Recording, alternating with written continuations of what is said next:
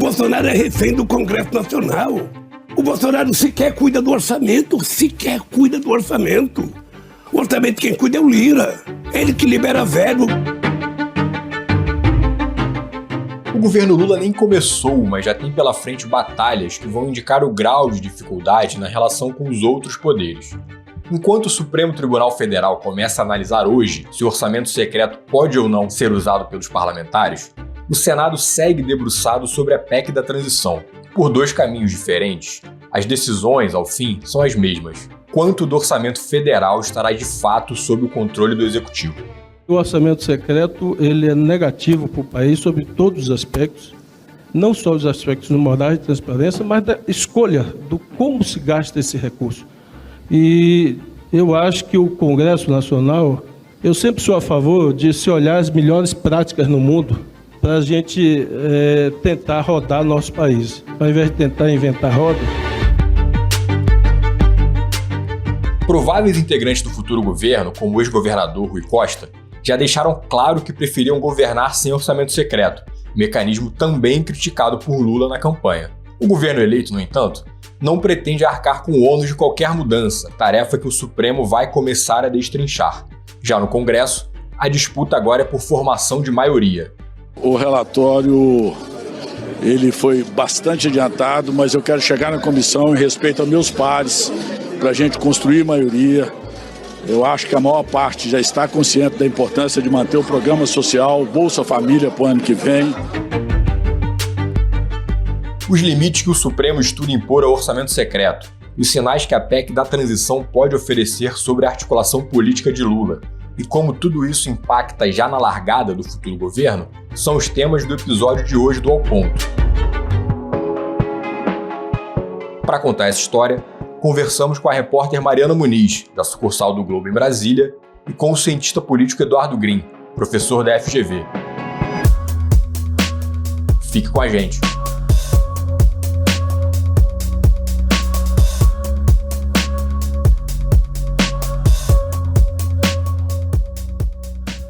Bom, a gente está aqui com a Mariana Muniz, que é repórter do Globo em Brasília, e ela está conversando com a gente ali direto do Supremo Tribunal Federal. Mariana, queria que você começasse explicando para a gente o que exatamente o Supremo vai começar a decidir hoje sobre o orçamento secreto.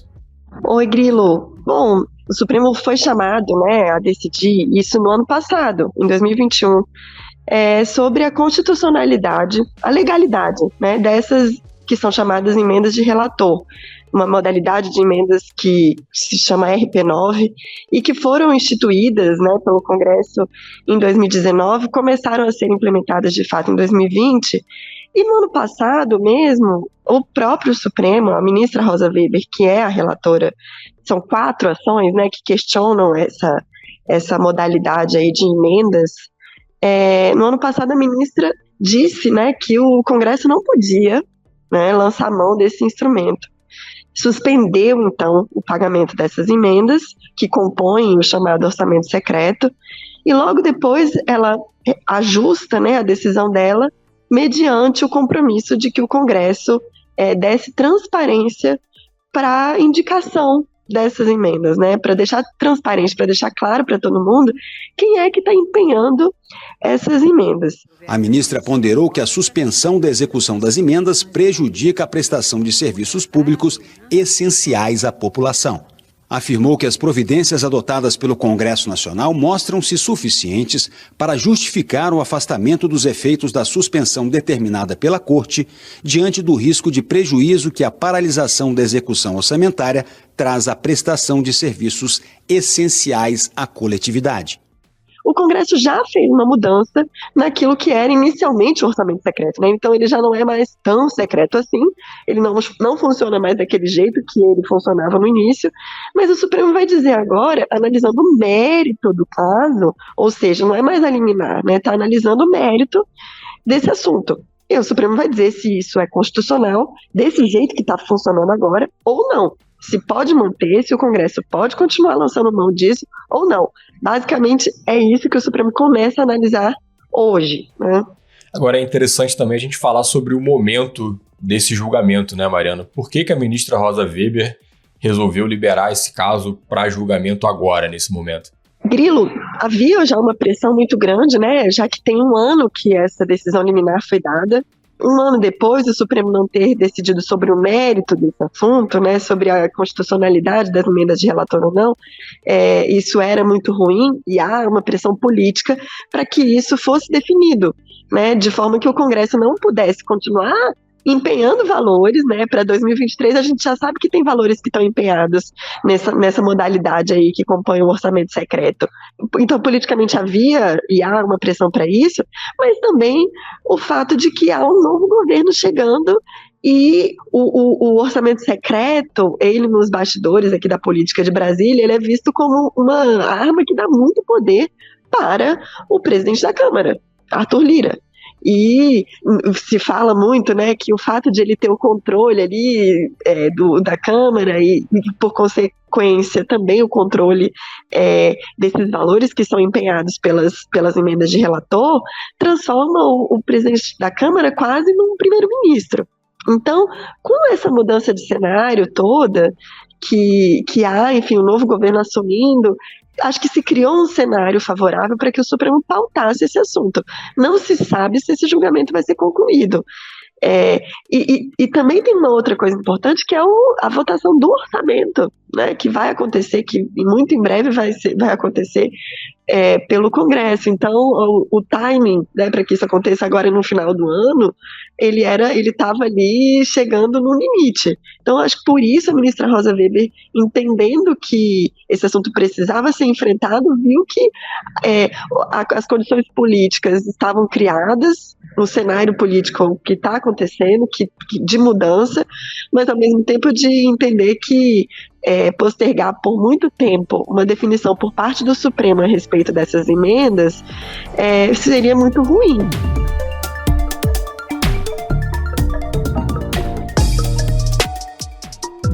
Conta um pouco pra gente dos bastidores aí do Supremo, o que está sendo conversado, quais são as possibilidades ali para esse julgamento, deixando claro que o Supremo pode optar pelo fim do orçamento secreto ou pode optar por um caminho do meio também, né? Alguma modulação ali que faça o Congresso dar mais transparência para esse mecanismo. Isso, Grilo, eu vou chover no molhado dizendo que as movimentações estão intensas aqui, né? Os ministros conversando muito entre si, mas não só isso, também conversando, claro, com interlocutores do Congresso, né, de Arthur Lira, também de Rodrigo Pacheco. E existe uma movimentação muito grande também do governo de transição, então interlocutores da equipe de transição do presidente eleito Luiz Inácio Lula da Silva, que tem procurado o Supremo para tratar dessa matéria e dizer que teria interesse que o Supremo declarasse inconstitucional, sim, o orçamento secreto da maneira como ele existiu e, enfim, da maneira como ele existe agora. Mas o que a gente sabe é que uma das possibilidades é justamente do Supremo dizer, olha, como ele existia, como o orçamento secreto existia, como ele foi instituído, ele é inconstitucional. Agora, e a partir das novas regras que foram criadas, o Congresso adota isso, que é o sistema de indicação orçamentária. A partir da instituição desse sistema, é inconstitucional ainda, né? Acho que o debate, e o que eu tenho falado com ministros, com chefes de gabinete também, enfim, integrantes das equipes aqui no Supremo, é que a discussão, ela se dará muito mais em torno disso do que, de fato, de dizer, está pacificado para todo mundo que como era antes, ou seja, na escuridão total, não vale mesmo. Agora, a partir desse novo sistema, pode valer? Essas emendas, elas podem existir? Uma coisa interessante é que a Procuradoria-Geral da República, numa manifestação encaminhada aqui ao Supremo no início do mês de novembro, disse, olha, daquele jeito do passado não valia mesmo não, mas agora, com esse novo sistema, sim, é constitucional. A PGR defendeu a constitucionalidade do orçamento secreto, entre aspas, do jeito como ele tem funcionado hoje. Então isso também deve nortear bastante aí o debate entre os ministros. Também não descartam que a discussão possa ser adiada com um pedido de vista, ou seja, de mais tempo para analisar os processos. Existe uma corrente, muito embora hoje tudo indique que a maioria dos ministros vai votar para dizer que é inconstitucional, né, o orçamento secreto, existe uma possibilidade que não pode ser descartada de que algum ministro interrompa o julgamento. hoje o retrato é esse. Hoje o retrato que a gente tem pelas apurações, pelas conversas que a gente tem, é de que existe aí um sentimento muito forte entre a maioria dos ministros de que, bom, o orçamento secreto não pode existir e que o Supremo vai dizer que ele é inconstitucional. A gente pode dizer que o futuro governo vê com bons olhos uma saída que provoque uma mudança no orçamento secreto sem que ele próprio, sem que o executivo tenha que arcar com o ônus desse desgaste? Ah, com certeza. Com certeza, né? A saída constitucional, né? A saída por uma decisão do Supremo, ela é, com certeza, o que é desejado. Eu não posso dizer pela maioria, ou enfim, mas posso dizer que por alguns integrantes, sim, da equipe de transição, essa é a solução que é vista como a melhor de todas, né? Porque, de fato, é o Supremo foi provocado, né? Isso, Grilo, a gente não pode esquecer, enfim, acho que é importante explicar. Houve 4 ações provocando o Supremo, pedindo para que o Supremo se manifestasse. O Supremo não decidiu se manifestar por conta própria, certo? Os partidos políticos acionaram a Corte de modo que ela precisa dar uma resposta constitucional para um assunto que tudo bem, é do Legislativo, mas as matérias do Legislativo elas são questionadas perante a Suprema Corte. O Legislativo não pode fazer o que bem entender, né? E por isso, já que houve a provocação para o Supremo vai precisar responder. Então, eu acho que para a equipe de transição, pelo menos para alguns articuladores e interlocutores ali da equipe, o Supremo se pronunciar, seja para um lado ou para outro, é o caminho necessário. Mariana, obrigado pela conversa, boa sorte na cobertura do julgamento e quando o Supremo tomar uma decisão, a gente vai te convidar de novo aqui para participar do Ao Ponto. Obrigada. Essas emendas ganharam valores bilionários ao longo dos últimos anos do governo Jair Bolsonaro. Olha só, foram 20 bilhões em 2020, quase 17 em 2021, 16 em 2022 e no orçamento de 2023, que ainda precisa ser analisado pelo Congresso Nacional, há mais de 19 bilhões de reais reservados para essas emendas. A gente está conversando agora com o Eduardo Green, cientista político, professor da FGV. Eduardo, queria começar te perguntando a respeito desse julgamento do orçamento secreto no Supremo. Isso significa que qualquer mudança que ocorra no orçamento secreto, esse desgaste vai caber ao Supremo e não ao governo federal, né? O governo Lula, que vai assumir a partir do ano que vem. Ainda assim, uma mudança nesse expediente que beneficia bastante o Congresso pode acirrar de alguma maneira as relações entre o Executivo e o Legislativo? Bem, primeiro eu entendo que a gente tem que distinguir o que era o discurso de campanha do Lula, sendo quanto ao orçamento secreto, que era preciso demarcar um campo de diferenciação frente à lógica claramente pouco republicana com a qual Bolsonaro se relacionou com o Congresso, e aquela que é a realidade da dura vida política de ser governo no Brasil, num Congresso que historicamente é dominado por esse conjunto de partidos chamado Centrão, que não apenas comanda há muitas legislaturas o Congresso, como também vem crescendo e cresceu mais ainda nessas últimas eleições, né? Nesse sentido, eu entendo que as conversas que Lula teve e vem tendo, sobretudo com Arthur Lira, mas também em menor dimensão com o Rodrigo Pacheco, são na direção de fazer um processo de repaginação, digamos assim, do orçamento secreto. Eu quero crer que a visita que Lula fez aos órgãos superiores do sistema de justiça no Brasil não foi à toa. Essa discussão deve ter entrado de alguma maneira na pauta. Como também acho que interessa para o próprio Centrão, e para os deputados que têm feito uso do orçamento secreto, sobretudo do Centrão, embora também vários outros partidos assim fizeram uso do orçamento secreto, inclusive deputados e parlamentares do PT, interessa que o orçamento secreto tenha uma nova cara, porque os parlamentares já podem fazer indicação das emendas individuais que são impositivas, as bancadas já podem também fazer uso do mesmo dispositivo e os parlamentares teriam ainda um valor adicional a ser utilizado agora orientado por algumas prioridades mais públicas. Eu acho que isso, inclusive, ajudaria, digamos assim, a limpar um pouco a barra do Centrão junto da opinião pública, dado o desgaste que isso vem tendo crescentemente em função da maneira como o orçamento secreto ele é utilizado. Então, eu acho que, no final das contas, o acordo que vai ser produzido é de uma repaginação, ou, na sua expressão, uma modulação do orçamento secreto. Eu não vejo politicamente condições de acabar com ele no curto prazo. Eu não vejo que o judiciário queira criar problemas para o início do governo Lula, porque isso criaria um problema político para o governo desde o início. Seria tributado na conta do governo que vai assumir a retirada desse dispositivo que hoje abastece vários parlamentares, tanto na Câmara quanto no Senado.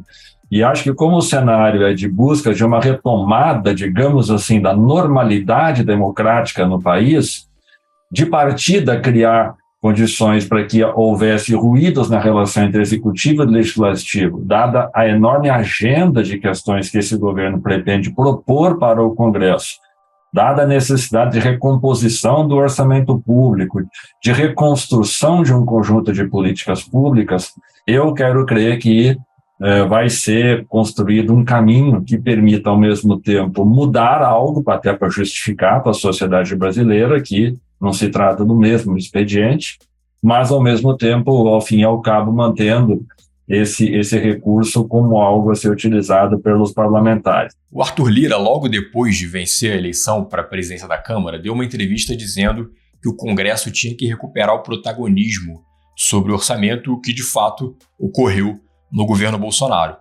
Já o governo Lula dá sinais de que pretende trazer mais para si, mais para o executivo, a gestão sobre o orçamento.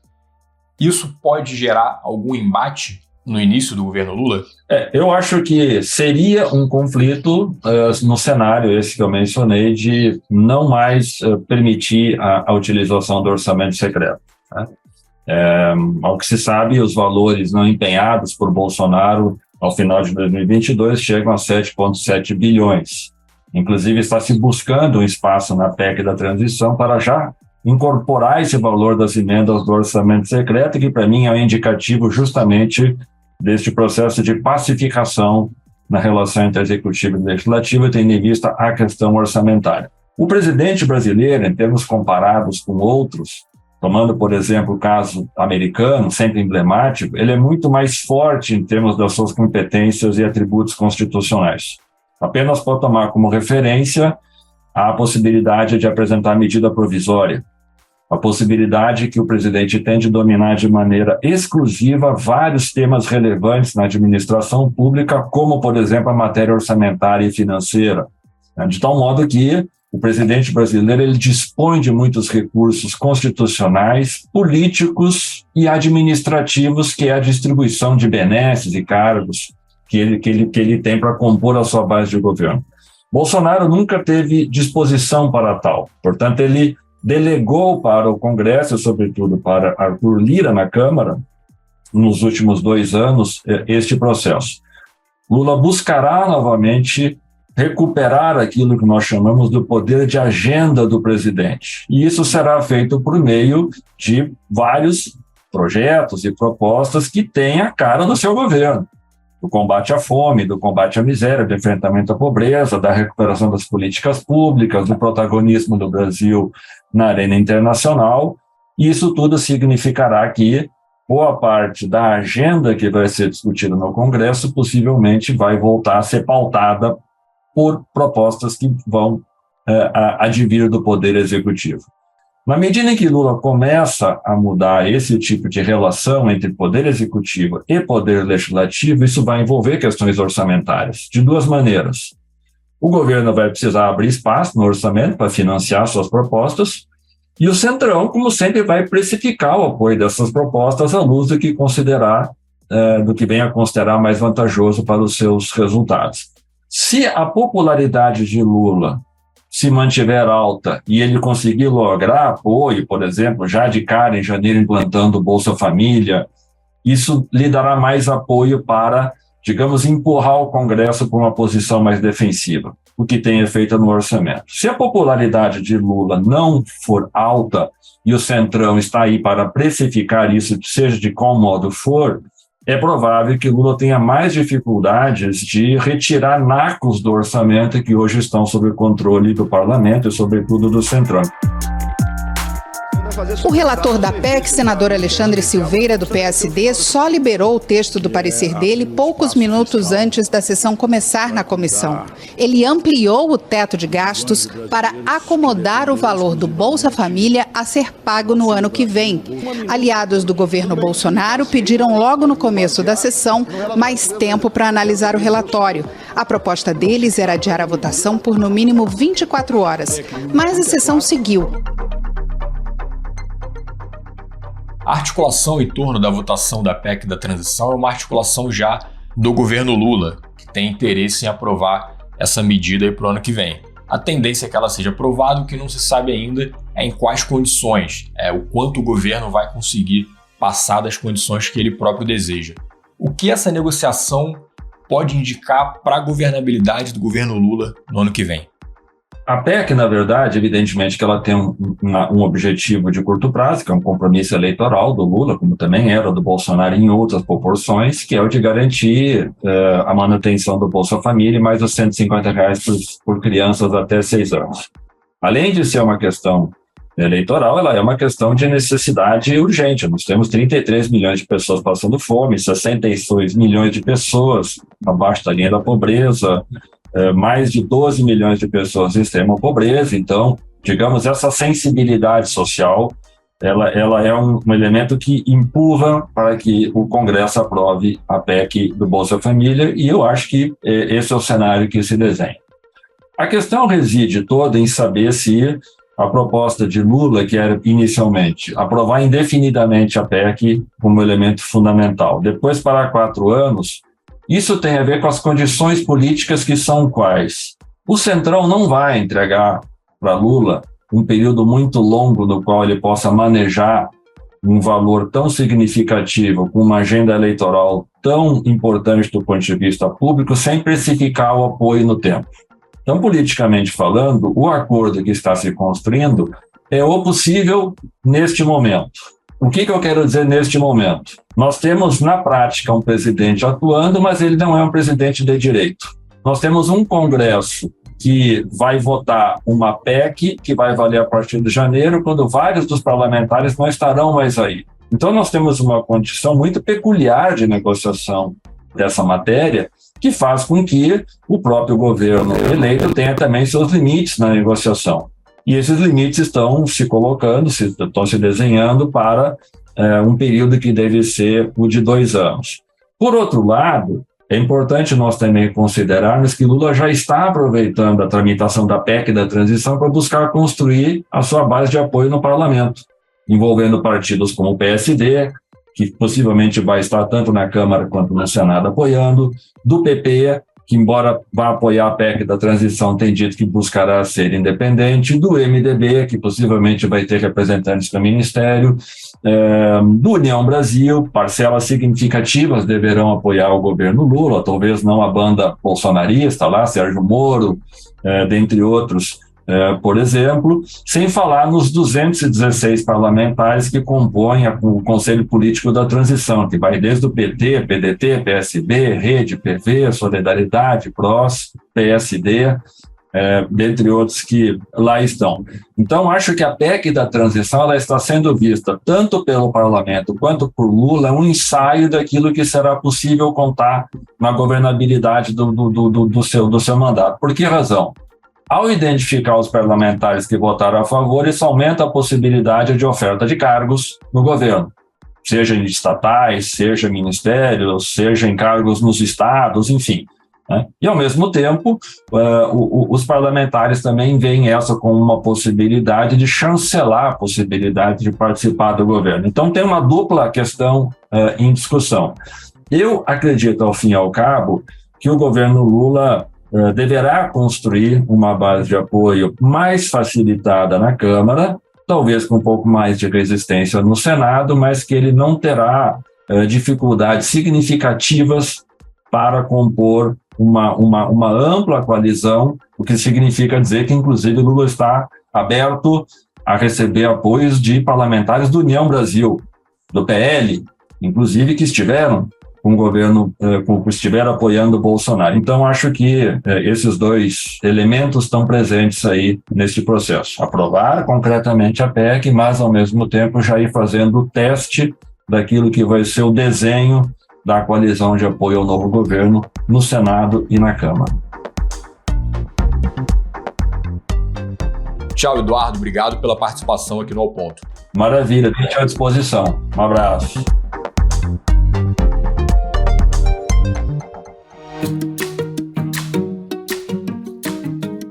Este foi o Ao Ponto de hoje, o podcast diário da redação do Globo. Nesta conversa, a gente conta com a participação de toda a equipe do jornal, as mesmas pessoas que trazem informação e análise de qualidade todos os dias. Quer saber mais? Assine o Globo. Acesse assineoglobo.com.br e confira todas as notícias e reportagens especiais. A produção foi da Júlia Pina e a edição é do João Guilherme Lacerda e da Luciana Malini. Até mais!